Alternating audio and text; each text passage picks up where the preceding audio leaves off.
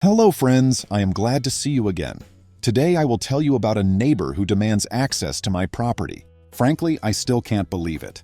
To set the stage, I should go back a few weeks, to when I finalized the purchase of this sprawling ranch on the outskirts of the small town where I've lived my entire life. My parents have a house on the far side of town, and my childhood was all about helping at local markets, roaming open fields, and even working at the local bakery for a while in my teens. Most folks who live here have that friendly habit of waving when you drive by, whether they know you well or not. That's part of why I love it so much. I never thought I'd become a ranch owner so soon, but when I heard that an older gentleman was selling his property, he was moving to be closer to family, and he couldn't care for the land anymore, I jumped at the chance.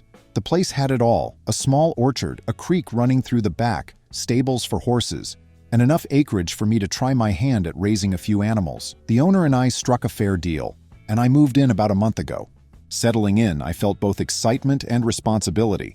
The property includes a gravel driveway from the main road to a cozy farmhouse, with an orchard of apple and peach trees on the east side, plus a barn, stable, and tool sheds on the west side.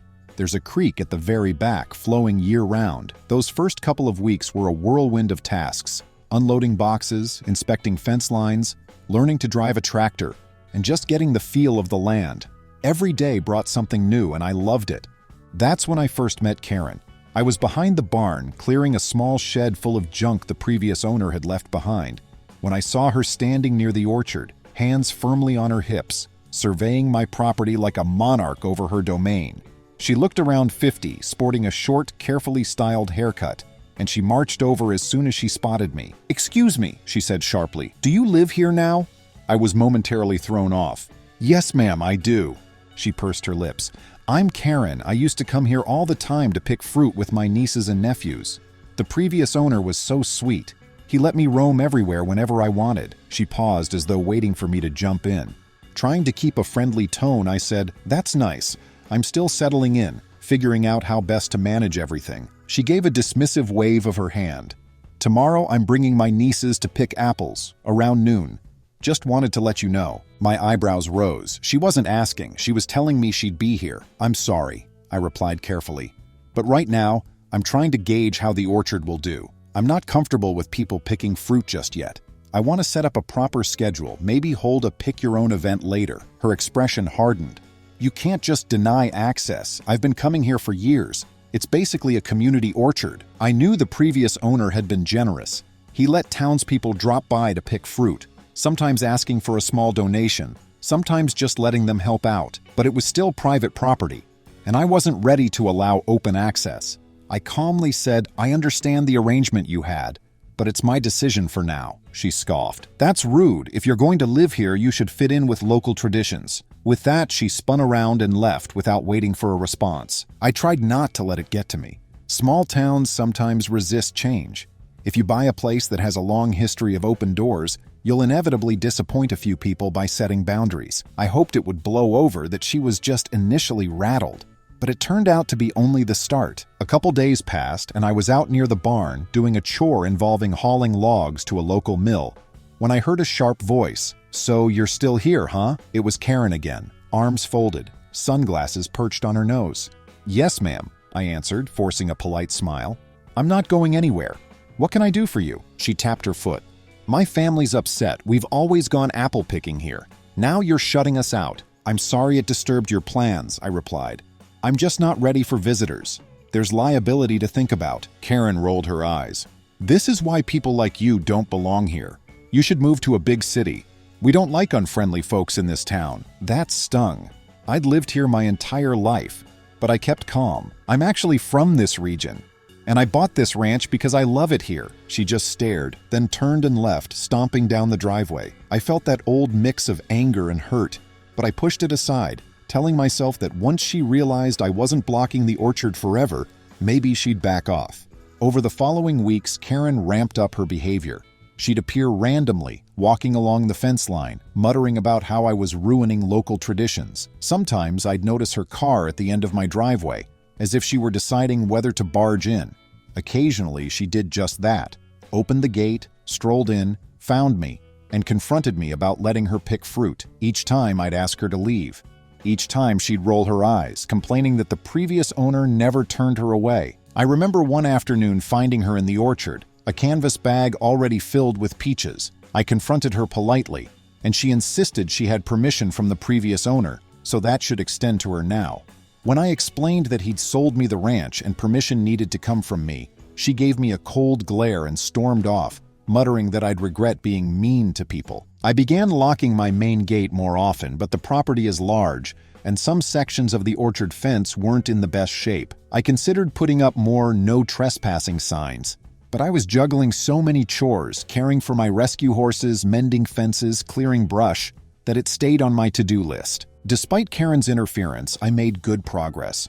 I became friends with Tom, a retiree living a mile down the road who'd helped the previous owner. He was a wealth of knowledge on how to prune fruit trees, maintain orchard soil, and fix old ranch equipment.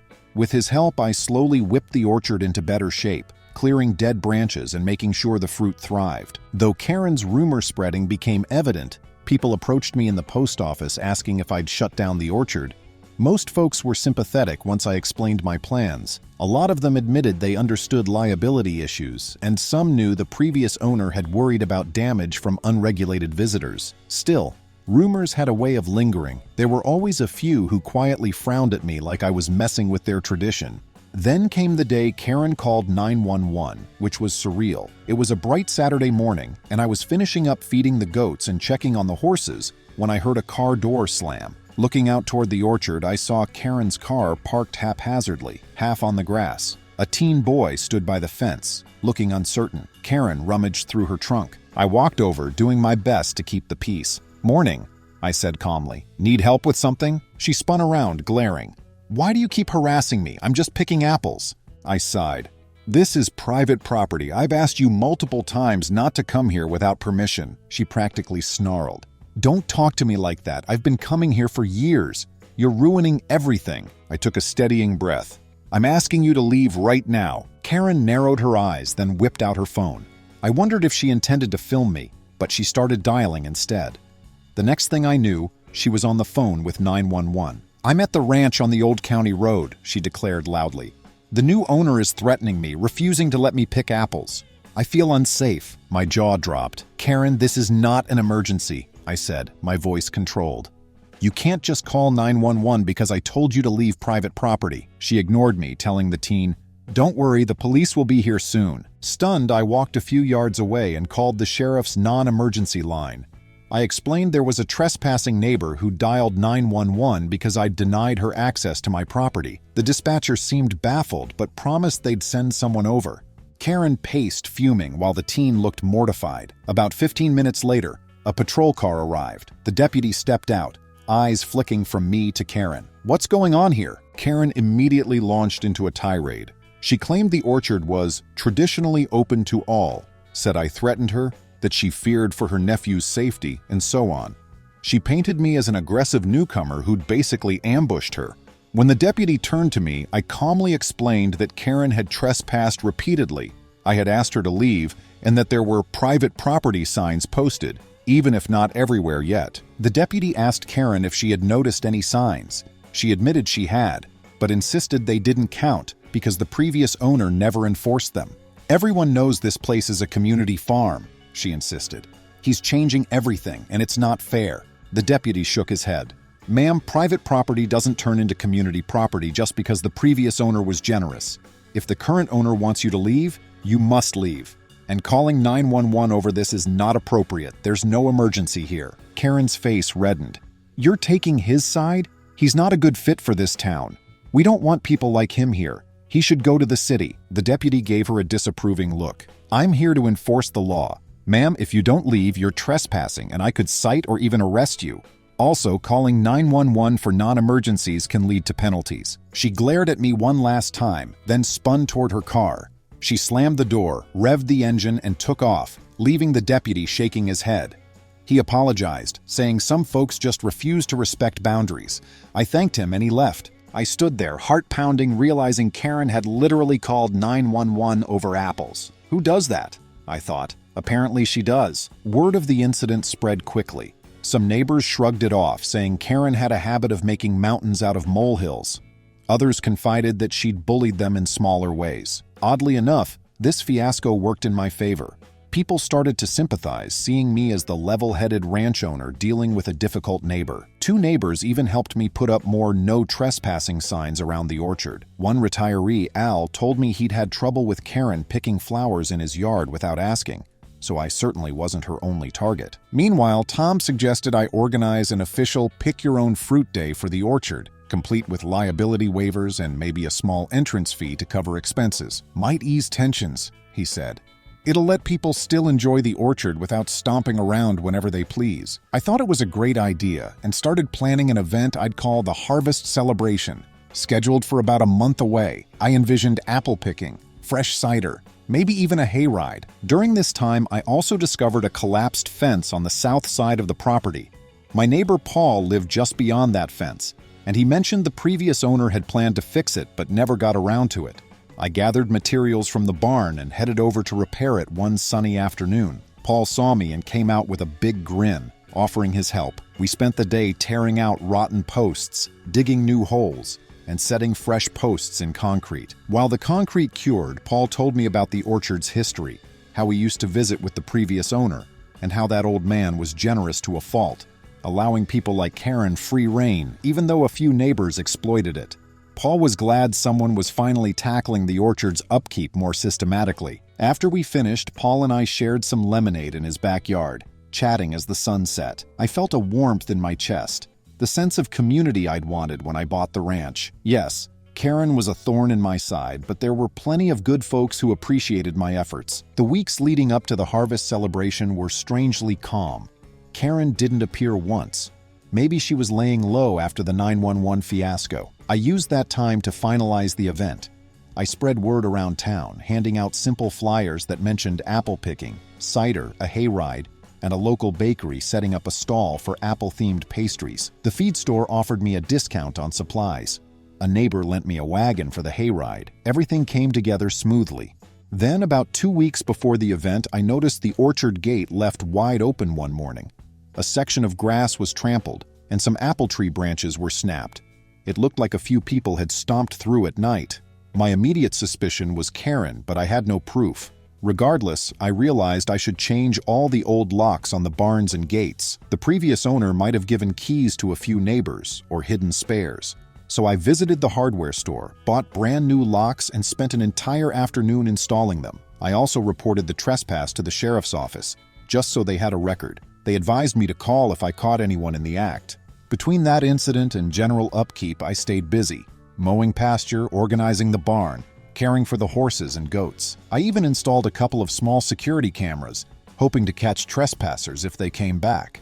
Tom helped me prune trees, ensuring the orchard looked its best for the event. I stumbled upon some old diaries in the barn, ledgers and journals from the ranch's early days, but I barely had time to glance through them.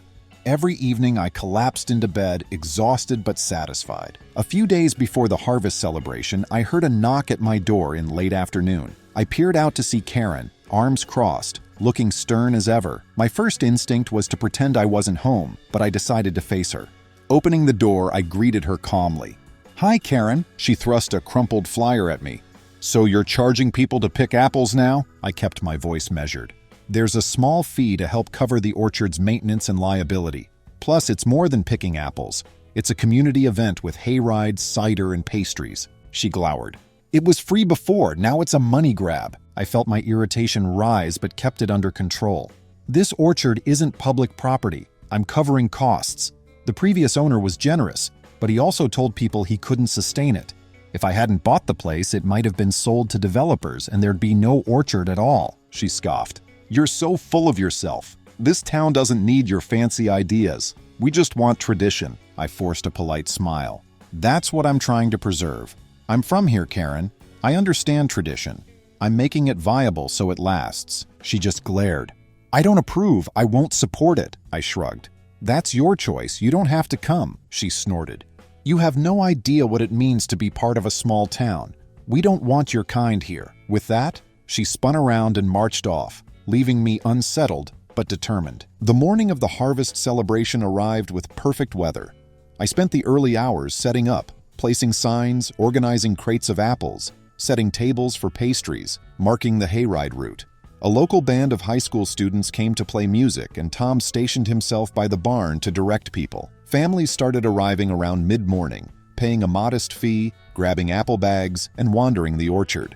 The energy was warm and lively. Kids laughed as they reached for low-hanging apples, and the band's music floated through the gentle breeze. I couldn't stop smiling. This was precisely what I had envisioned. Parents, children, neighbors, even folks I didn't know, all enjoying the orchard in a structured, safe way. People complimented the beautiful trees and the event's organization. The local bakery sold out of their apple fritters and pies. A neighbor's old wagon provided a fun hayride around the property. As I guided a small group toward the orchard's far corner, I spotted Karen standing at the edge of the crowd, arms folded tight, looking thoroughly unimpressed. She didn't have a bag for apples and seemed disinclined to join the festivities. I hesitated, wondering if I should ignore her or attempt a friendly word. In the spirit of community, I decided to approach. "Hi, Karen," I said softly. "Glad you could stop by." She looked me over, lips pressed thin. "This is ridiculous," she muttered. I kept my tone gentle. "Folks seem happy, that's all I wanted." She rolled her eyes. "You're exploiting something that used to be free." I felt a flicker of frustration. "The orchard is still here for everyone, just more structured. I'm trying to keep it maintained and safe." Karen simply turned away, marching off behind a clump of trees. A minute later, I heard a car door slam, and by the time I reached the road, her vehicle was gone. I felt a pang of regret that she couldn't relax and enjoy the day like everyone else. Despite that little hiccup, the event was a hit. Families left with smiling kids, sticky faces covered in apple cider donut crumbs, and bags of fresh apples. The band played 3 encores. As the sun started setting, the orchard took on that golden glow of early evening, and I paused at the gate, taking in the sight of people heading home, many offering thanks and saying they'd love to return next year. Closing the orchard that evening gave me a deep sense of fulfillment. Yes, Karen was unhappy, but everyone else seemed thrilled, and the funds raised would help cover maintenance, plus a bit extra for future improvements. I felt even more resolved to keep hosting such events, maybe a pumpkin patch in the fall or a small winter festival. After the harvest celebration, Karen stayed unusually quiet. Occasionally, I saw her car pass by, but she didn't stop or complain to my face. Some neighbors mentioned she'd been grumbling around town, but no one appeared to take her seriously anymore. They'd seen the orchard in its new form, safe and well-run. Many even thanked me for preserving a beloved tradition rather than shutting it down. Still, I was cautious. I kept the orchard gate locked each night and updated the barn and house locks. I also reviewed my camera footage periodically, just to be sure no one was sneaking in. Life settled into a calmer rhythm, and I got back to improving the farmhouse and finishing tasks that had piled up. A few months later, as the apple season wound down, I heard that Karen had received a formal warning from the police regarding her misuse of 911. One deputy I'd become friendly with told me she'd called the emergency line for petty reasons before, complaining about a stray dog or minor neighbor disputes, and they were fed up. This time, her stunt at my ranch had finally triggered consequences. She ended up with a small citation, too. The deputy said, "We can't have people tying up emergency lines just because they're upset with a neighbor." I wasn't exactly celebrating her punishment, but I did feel that justice was served.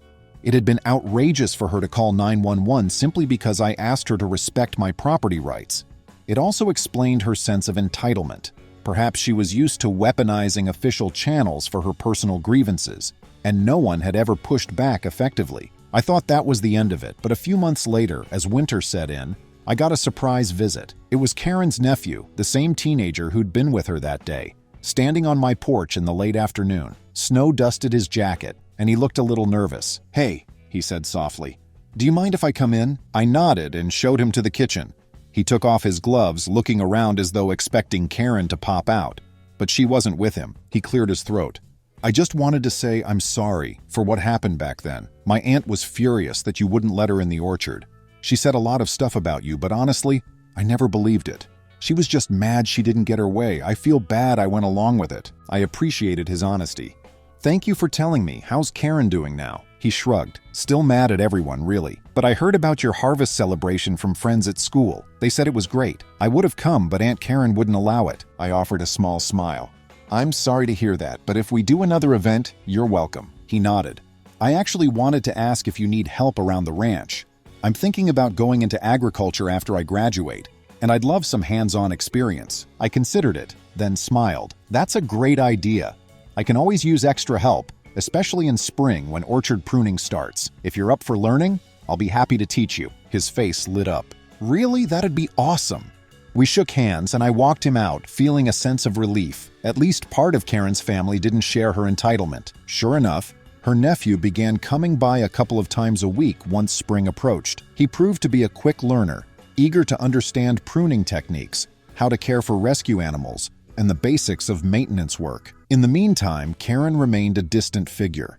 I occasionally glimpsed her car on the main road, but she never stopped in or tried to trespass again. Maybe she finally realized she wouldn't get away with it. When the orchard's blossoms opened in a stunning display of white and pink, I organized a smaller blossom festival. People who enjoyed the harvest celebration had asked if they could see the orchard in full bloom. It turned into another lovely community gathering, with a local bakery offering pastries, families taking photos among the blossoms, and even a few homemade crafts for sale. The weather was crisp but pleasant, and everyone seemed to relish the laid-back atmosphere. I spotted Karen's nephew helping direct visitors, pointing them to parking and offering to carry supplies. He was smiling ear to ear, chatting with neighbors he recognized from school. At one point, I saw Karen's car slow down near the entrance, as if she might pull in, but she never did. She paused for a moment, then reversed and drove off. I lifted a hand in a friendly wave, though she didn't wave back. As time passed, the orchard continued to thrive. I grew more integrated into the local community, attending town gatherings, chatting with other farmers, and forming relationships with folks who appreciated my approach. I noticed more people referring to the ranch as yours in a positive way, congratulating me on the improvements. It felt good to be recognized as a legitimate member of the farming community. Karen, on the other hand, largely disappeared from the scene. I heard she received an official warning that would stay on record if she ever misused 911 again. Some said she might have had a bit of community service to complete, but I wasn't certain. The important thing was that her hostility lost its steam. Without an audience to rally behind her complaints, she had nowhere to channel her anger. One unexpected bright spot in all this was Karen's nephew, who really blossomed, no pun intended, under Tom's and my guidance. He'd show up on weekends, sometimes on weekdays after school, to learn orchard care and basic ranch tasks. He was curious, respectful, and genuinely motivated. By summer, I was paying him a modest wage for his help. He confided that he hoped to go to an agricultural college after graduating, maybe even return to this area and work full-time on a farm or ranch. And I told him, "If that's what you want, you'll do great. You've got the dedication for it." He beamed. We didn't talk much about Karen, but I could tell he appreciated having some distance from her endless complaints. I got the sense he wanted to chart his own course. Looking back on everything, it's almost amusing that a single person's entitlement nearly overshadowed an entire orchard's potential. Karen felt so sure she was entitled to my property that she called 911 on me for telling her no. But in the end, her dramatic stunt simply drew attention to how irrational she was being. People saw I wasn't shutting down the orchard, just reorganizing it. They enjoyed the structure and the events, and many told me they actually preferred knowing when and how they could pick fruit without worrying about stepping on the owner's toes. Admittedly, some of Karen's words stung. Being told I didn't belong in my own hometown was hurtful, especially because I'd lived here all my life, but the warm support I received from other neighbors reassured me I was on the right track. Paul, who helped me fix that fence, continues to drop by with supplies or lend a hand. Tom and I still spend long afternoons in the orchard, chatting about pruning, local gossip, and future improvements for the ranch. The orchard events have turned into annual highlights, drawing families from neighboring towns. And Karen? She remains distant. She never apologized, but she also never returned to trespass again. By now, I suspect she's accepted that there are consequences for ignoring property rights. I can't pretend I fully understand her mindset or her bitterness. Maybe she just resented change. Maybe her own personal struggles fueled that sense of entitlement. Either way, she learned the hard way that her old arrangement, walking onto the orchard whenever she wished, was no longer valid once the ranch changed hands. Friends, thank you. See you soon.